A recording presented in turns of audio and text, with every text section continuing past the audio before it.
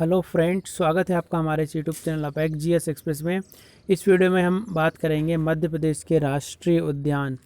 मध्य प्रदेश भारत का एक ऐसा स्टेट है जिसमें सबसे ज़्यादा राष्ट्रीय उद्यान पाए जाते हैं और मध्य प्रदेश में वन आच्छादित क्षेत्र भी सबसे ज़्यादा है। ये हमने लास्ट वीडियो में डिस्कस किया था। तो मध्य प्रदेश में कुल 11 राष्ट्रीय उद्यानों को हम डिस्कस करेंगे। कुल राष्ट्रीय उद्यानों की संख्या 11 है और 31 वन्यजीव अभ्यारण्य है। इन्हें हम वन बाय वन डिस्कस करेंगे। ये 11 राष्ट्रीय उद्यान कौन कौन से हैं, इनकी एक लिस्ट हम देख लेते हैं। सबसे पहले कान्हा राष्ट्रीय उद्यान, उसके बाद पन्ना राष्ट्रीय उद्यान, सतपुड़ा राष्ट्रीय उद्यान, बांधवगढ़ राष्ट्रीय उद्यान, संजय गांधी राष्ट्रीय उद्यान, 6 है पेंच राष्ट्रीय उद्यान, 7 है माधव राष्ट्रीय उद्यान, 8 है जीवाश्म राष्ट्रीय उद्यान, 9 है ओमकारेश्वर राष्ट्रीय उद्यान, 10th नंबर है वन विहार राष्ट्रीय उद्यान और 11th है डायनासोर राष्ट्रीय उद्यान। तो इस प्रकार से मध्य प्रदेश में कुल 11 राष्ट्रीय उद्यान स्थित है। सबसे पहले हम शुरुआत करते हैं कान्हा राष्ट्रीय उद्यान, या जिसे कान्हा किसली राष्ट्रीय उद्यान भी कहते हैं।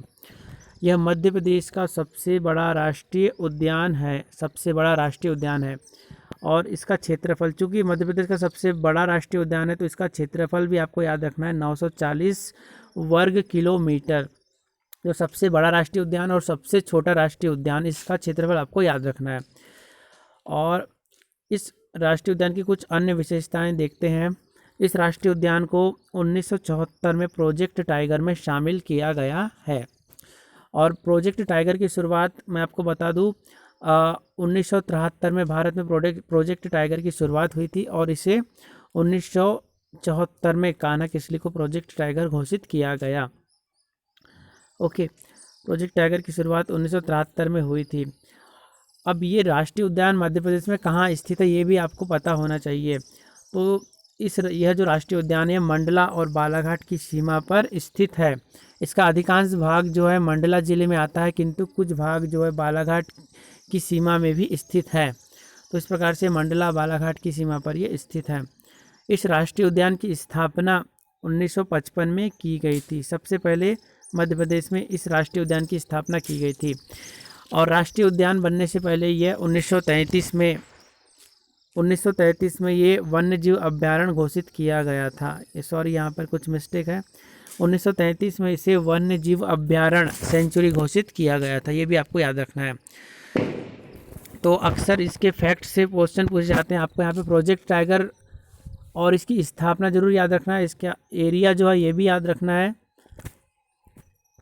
चलिए कुछ और फीचर इसके देखते हैं।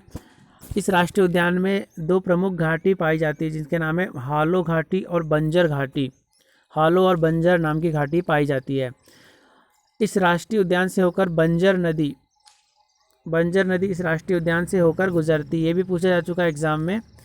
और प्रमुख वन्य जीवों की बात की जाए तो इसमें कृष्णमृग, बाघ, तेंदुआ, बारहसिंगा, बाइसन, सांभर, चीतल इत्यादि वन्यजीव पाए जाते हैं। इसके अलावा कुछ पक्षियों की 200 से अधिक प्रजाति भी पाई जाती है।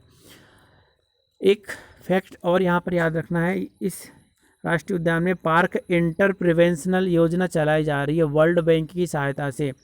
तो इस योजना के अंतर्गत यहाँ पर एक गलियारा बनाया जा रहा है और इस राष्ट्रीय उद्यान को बांधवगढ़ राष्ट्रीय उद्यान के से जोड़ा जा रहा है इस गलियारे के थ्रू, ताकि जो भी वन्य जीवों का जो पुनर्वास होता है उसमें आसानी हो सके। तो इस प्रकार से हमने मध्य प्रदेश का जो कान्हा किसली राष्ट्रीय उद्यान है उसके कुछ इंपॉर्टेंट फैक्ट को डिस्कस किया। अब हम बात करते हैं सेकंड जो है पन्ना राष्ट्रीय उद्यान। पन्ना राष्ट्रीय उद्यान की स्थापना 1981 में की गई थी। आप सभी राष्ट्रीय उद्यानों की जो है स्थापना जरूर याद रखिए और इन्हें प्रोजेक्ट टाइगर में कब शामिल किया ये भी आप याद रखेंगे।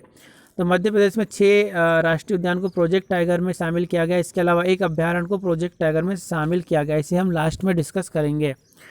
ओके, तो पन्ना राष्ट्रीय उद्यान की स्थापना 1981 में की गई और इसे प्रोजेक्ट टाइगर में 1994 में शामिल किया गया।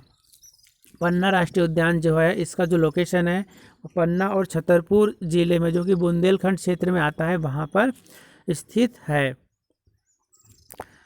इसका क्षेत्रफल जो है 543 वर्ग किलोमीटर है और पन्ना राष्ट्रीय उद्यान में रेप्टाइल पार्क भी स्थित है, ये भी पूछा गया है। तो इस प्रकार से हमने पन्ना राष्ट्रीय उद्यान के बारे में डिस्कस किया। अब हम बात करते हैं सतपुड़ा राष्ट्रीय उद्यान। सतपुड़ा राष्ट्रीय उद्यान की स्थापना की गई थी 1983 में और इसे प्रोजेक्ट टाइगर में 1999 में शामिल किया गया था। ओके, इसके एरिया की बात की जाए तो यह तीसरा सबसे बड़ा राष्ट्रीय उद्यान है मध्य प्रदेश का। 525 वर्ग किलोमीटर इसका एरिया है। और स्थान की बात की जाए तो यह होशंगाबाद जिले के अंतर्गत आता है।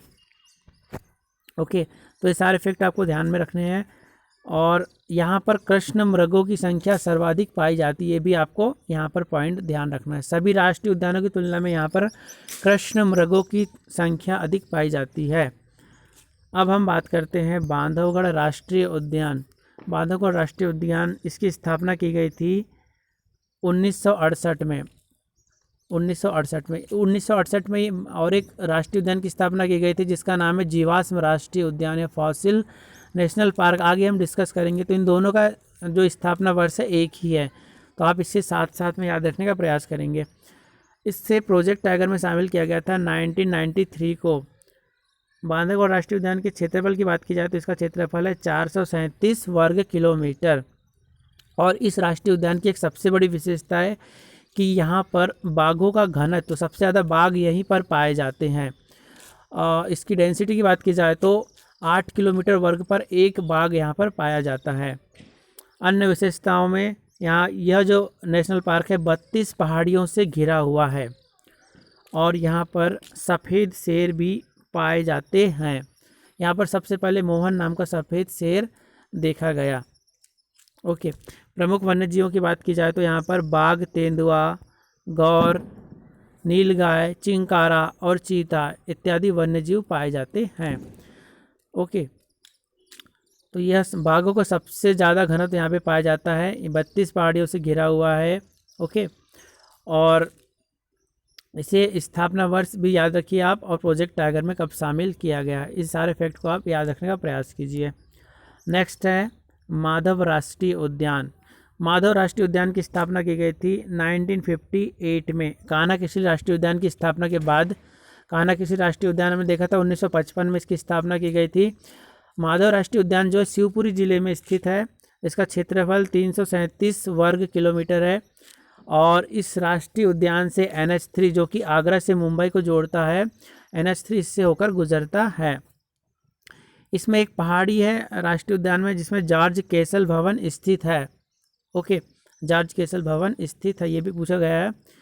और जॉर्ज कैसल जो है जब अंग्रेजों का शासन हुआ करता था उस समय जॉर्ज पंचम भारत आए थे, उस समय इसका निर्माण किया गया था जॉर्ज कैसल भवन का। ओके, प्रोजेक्ट टाइगर की बात की जाए तो प्रोजेक्ट टाइगर का जो कॉन्सेप्ट है ये दिया था गेनी मैनफोर्ड नाम के व्यक्ति ने। ओके, तो आपसे पूछा सकता है प्रोजेक्ट टाइगर के जनक किसे, प्रोजेक्ट टाइगर का जनक किसे कहा जाता है, तो इसका आंसर हो जाएगा गेनी मैनफोर्ड को प्रोजेक्ट टाइगर का जनक कहा जाता है। नेक्स्ट हम बात करते हैं पेंच राष्ट्रीय उद्यान की। पेंच राष्ट्रीय उद्यान की स्थापना किसी बुक में आपको 1980 1980 मिल जाएगा और किसी बुक में 1979 भी देखने को मिल जाएगा। तो आप थोड़ा इसमें फैक्ट में ध्यान देंगे। 1975 ज़्यादा एक्यूरेट फैक्ट है और उसके बाद आप ऑप्शन के आधार पर इसे चूज़ करेंगे। यदि 1979 नहीं दिया रहता है तो 1980 भी आप लगा सकते हैं। पेंच राष्ट्रीय उद्यान का क्षेत्रफल जो है 293 वर्ग किलोमीटर है। इसके स्थान की बात की जाए तो यह सिवनी और छिंदवाड़ा, इसका कुछ भाग सिवनी ज़िले में आता है और कुछ छिंदवाड़ा ज़िले में आता है। इसके अलावा यह महाराष्ट्र के नागपुर के आसपास का कुछ क्षेत्र भी इसके अंतर्गत आता है। तो इस प्रकार से यह सिवनी छिंदवाड़ा, मध्य प्रदेश के सिवनी छिंदवाड़ा और महाराष्ट्र का कुछ क्षेत्र इसमें शामिल है और इस प्रकार से महाराष्ट्र और मध्य प्रदेश की सीमा पर स्थित राष्ट्रीय उद्यान है। इसे 1992 में प्रोजेक्ट टाइगर में शामिल किया गया है। यहाँ पर मोगली लैंड बनाया जा रहा है, जो आपने कभी देखा होगा। मोगली जो है जंगल बुक के एक लेखक थे रुडयार्ड किपलिंग, इन्होंने जंगल बुक नाम की पुस्तक लिखी और इसका जो हीरो था मोगली जो है यहीं से प्रेरित है, सिवनी ज़िले से। इस राष्ट्रीय उद्यान का अन्य नाम है इंदिरा प्रियदर्शनी राष्ट्रीय उद्यान। ये भी पूछा जाता है आपसे, इंदिरा प्रियदर्शनी राष्ट्रीय उद्यान किस राष्ट्रीय उद्यान का नाम है, तो वो हो जाएगा पेंच राष्ट्रीय उद्यान का, क्योंकि इंदिरा गांधी जी के नाम पर ये रखा गया है। नेक्स्ट है संजय गांधी राष्ट्रीय उद्यान। संजय गांधी राष्ट्रीय उद्यान जो है इसकी स्थापना 1981 में की गई। इसका क्षेत्रफल जो है 467 किलोमीटर स्क्वायर है और यह मध्य प्रदेश और छत्तीसगढ़, यह जो राष्ट्रीय उद्यान है मध्य प्रदेश के सीधी जिले और छत्तीसगढ़ का सरगुजा जिला, यहाँ पर यह फैला हुआ है। इसका अन्य नाम पूछा जाता है तो इसका अन्य नाम है डुबरी राष्ट्रीय उद्यान और इसे प्रोजेक्ट टाइगर में शामिल किया गया 2008 में। तो इतने पॉइंट आपको इस राष्ट्रीय उद्यान से याद रखना है। नेक्स्ट है जीवाश्म राष्ट्रीय उद्यान, जिसे फॉसिल नेटवर्क भी कहा जाता है। इसकी स्थापना 1968 को हुई थी, जैसा हमने अभी डिस्कस किया था। 1968 में बांधवगढ़ और जीवाश्म राष्ट्रीय उद्यान की स्थापना की गई थी। इसका जो लोकेशन है ये डिंडोरी जिले के अंतर्गत आता है और यह जो है मध्य प्रदेश का सबसे छोटा राष्ट्रीय उद्यान है और इसके क्षेत्रफल की बात की जाए तो मात्र 0.27 स्क्वायर किलोमीटर इसका क्षेत्रफल है। सबसे बड़ा हमने देखा था कान्हा-किसली नेशनल पार्क और सबसे छोटा है जीवाश्म राष्ट्रीय उद्यान। इसकी विशेषता है कि यहाँ पर कुछ पादपों यानी कुछ पौधों और जंतुओं के जीवाश्म रखे गए हैं या जीवाश्म पाए जाते हैं। तो इस प्रकार से जीवाश्म राष्ट्रीय उद्यान के बारे में हमने डिस्कस किया। नेक्स्ट है ओमकारेश्वर राष्ट्रीय उद्यान। इसकी स्थापना 2004 में की गई और इसका लोकेशन जो है खंडवा ज़िले में आता है। ओके, इस यहाँ से आपको इतना ही पॉइंट याद रखना है। नेक्स्ट है डायनासोर राष्ट्रीय उद्यान। डायनासोर राष्ट्रीय उद्यान की स्थापना 2010 में की गई और इसका उद्देश्य है डायनासोर के जीवाश्म को संरक्षित रखना। यहाँ पर आपको डायनासोर के अंडे देखने को मिल सकते हैं। जब कभी भी आप जाएंगे तो डायनासोर के अंडे यहाँ पे सुरक्षित रखे गए हैं। इसका क्षेत्रफल की बात की जाए तो इसका क्षेत्रफल है 108 किलोमीटर वर्ग। नेक्स्ट है वन विहार राष्ट्रीय उद्यान।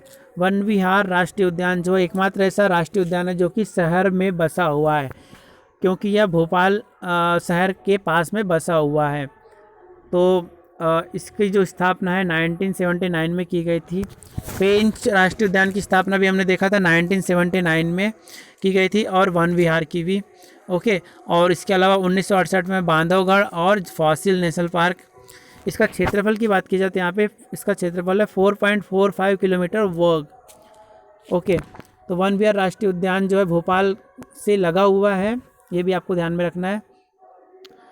और यह मध्य प्रदेश का दूसरा छोटा फॉसिल नेशनल पार्क के बाद ये उससे छोटे में दूसरे नंबर पे है, अर्थात उससे बड़ा है। ओके, प्रोजेक्ट टाइगर में शामिल होने वाले राष्ट्रीय उद्यानों की बात की जाए तो मध्य प्रदेश के 6 राष्ट्रीय उद्यानों को प्रोजेक्ट टाइगर में शामिल किया गया है। आइए देखते हैं वे कौन से राष्ट्रीय उद्यान हैं। तो सबसे पहला है कान्हा राष्ट्रीय उद्यान, जिसे सबसे पहले प्रोजेक्ट टाइगर में शामिल किया गया 1974 को। उसके बाद पेंच राष्ट्रीय उद्यान, जिसे 1992 में प्रोजेक्ट टाइगर में शामिल किया गया। उसके बाद बांधवगढ़ राष्ट्रीय उद्यान को 1993 में प्रोजेक्ट टाइगर में शामिल किया गया। नेक्स्ट है पन्ना राष्ट्रीय उद्यान, इसे 1994 में प्रोजेक्ट टाइगर में शामिल किया गया। सतपुड़ा राष्ट्रीय उद्यान को 1999 में प्रोजेक्ट टाइगर में शामिल किया गया। और संजय गांधी राष्ट्रीय उद्यान, जिसे डुबरी नेशनल पार्क भी कहा जाता है, इसे 2008 में प्रोजेक्ट टाइगर में शामिल किया गया। इस प्रकार से मध्य प्रदेश के 6 राष्ट्रीय उद्यानों को प्रोजेक्ट टाइगर में शामिल किया गया है। इसके अलावा एक अभ्यारण्य ऐसा भी है जिसे प्रोजेक्ट टाइगर में शामिल किया गया है और उस अभ्यारण्य का नाम है रातापानी अभ्यारण्य। रातापानी अभ्यारण्य को इसी में शामिल किया गया है 2013 में प्रोजेक्ट टाइगर के अंतर्गत। तो इस प्रकार से हमने मध्य प्रदेश की जो राष्ट्रीय उद्यान है उसे डिस्कस किया। इसका पार्ट फर्स्ट था और उम्मीद करते हैं आज का वीडियो जो है आपको पसंद आया होगा और आपके आने वाले एग्ज़ाम्स के लिए काफ़ी हेल्पफुल साबित होगा। और इसका जो है जो भी अभ्यारण्य है और नेशनल पार्क से रिलेटेड जो भी फैक्ट है उन्हें हम पार्ट 2 में डिस्कस करेंगे। तो वीडियो में बस आज इतना ही। वीडियो पसंद आया तो इसे ज़्यादा से ज़्यादा लाइक कीजिएगा, वीडियो को शेयर कीजिएगा और चैनल को यदि आपने अभी तक सब्सक्राइब नहीं किया है तो इसे सब्सक्राइब अवश्य कर लीजिएगा। और इसके नीचे जो एक बेल आइकन बटन है उसे प्रेस करना ना भूलिएगा, ताकि हम आपके लिए इसी प्रकार से और वीडियोस लेकर आते रहें। इस वीडियो को देखने के लिए आपका बहुत बहुत धन्यवाद। और आज जो है दीपावली का जो पर्व है उसकी मैं शुभकामना देना चाहूँगा। बहुत धूमधाम से मनाइए दीपावली का पर्व, और अपना जो लक्ष्य है या टारगेट है उस पर भी आप फोकस रखिए। तो थैंक्स फॉर वॉचिंग। जय हिंद।